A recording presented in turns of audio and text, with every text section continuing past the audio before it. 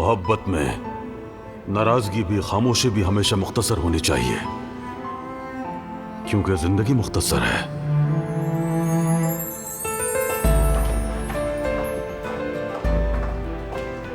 सब कुछ तैयार है भाभी। शुक्रिया गुल।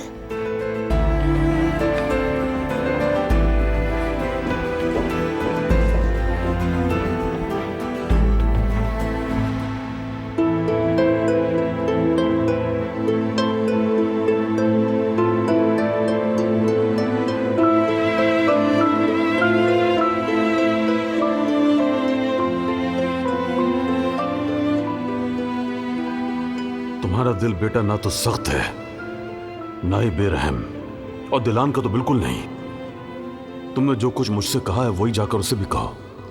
मोहब्बत करने वाले से कुछ नहीं छुपाया जाता, और मोहब्बत तो कभी छुपाई ही नहीं जाती।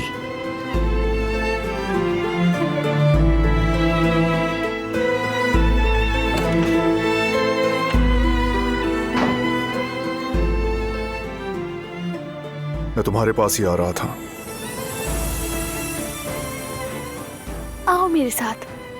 तुम मुझे अगवा कर रही हो क्या? हाँ, कर रही हूँ तुम्हें अगवा।